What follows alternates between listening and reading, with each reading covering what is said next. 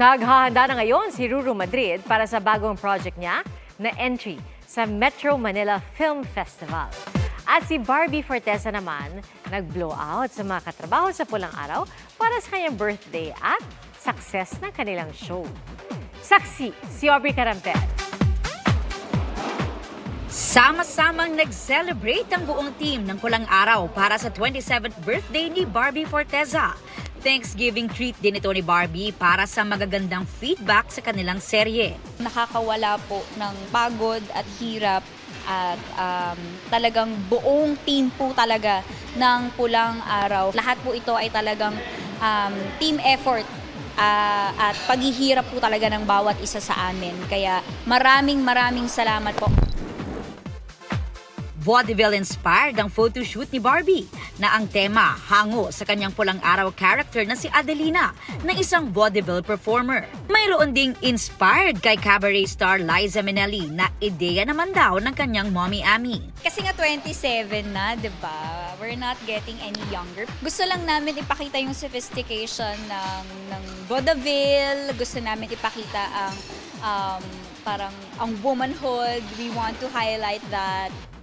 Nagpaabot din ng birthday greetings ng kanyang fellow artists, kabilang ang better half ng Barda Love Team na si David Licauco. May sweet message rin ang boyfriend ni Barbie na si Jack Roberto na lagi raw siyang susuportahan. Hiling niya para kay Barbie ay more happiness at maabot lahat ang kanyang pangarap. Pagkatapos ng success ng katatapos pa lang na Black Rider, naghahanda naman ngayon si Ruru Madrid para sa shoot ng Metro Manila Film Fest entry na Green Bones sa ilalim ng GMA Pictures at GMA Public Affairs.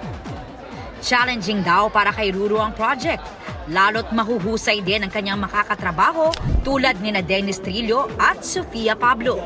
Pati na ang ilang nasa likod ng MMFF Best Picture last year na Firefly. Nung binasa ko yung script, medyo challenging siya. That's why kailangan ko po talaga mag-prepare. Nasabihan naman ako na parang, I guess next month, baka magsimula na po mag-shoot. Sumanang naman sa Fast Talk with Boy Abunda ang GMA Integrated News anchors na sina Pia Arcangel at Connie Sison. Natanong sila kung naisipan ba nilang pumasok sa showbiz. Kwento ni Pia, minsan siyang sinali ng kanyang mommy sa isang audition bilang model ng baby powder. Pero hindi pinalad. Nung naalala ko yun, sabi ko, ayoko na nga mag-audition ng kahit ano. Pero hindi, wala rin kasi hindi ko kaya yung iiyak or yung gano'n yung on cam. Parang Hindi tayo magaling umarte, maarte lang po kami. wala yung baka wala. Si Connie naman, 5 years old daw nang unang mapasabak sa pelikula. Hindi ako kasali sa script, kaya lang nandun ako, nakita nila, naglalaro-laro ako sa gilid. Sabi nung director, kunin mo na yan, kunin mo na yan. Ako naman, di parang wala akong kamuhang-muhang. Di sabi nila, mag-smile-smile lang ako, ganon. Smile-smile lang ako, ganon.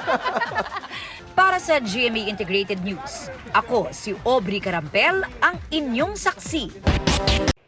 Mga kapuso, sama-sama tayong maging saksi. Mag-subscribe sa GMA Integrated News sa YouTube at para sa mga kapuso abroad, samahan niyo kami sa GMA Pinoy TV at sa www.gmanews.tv.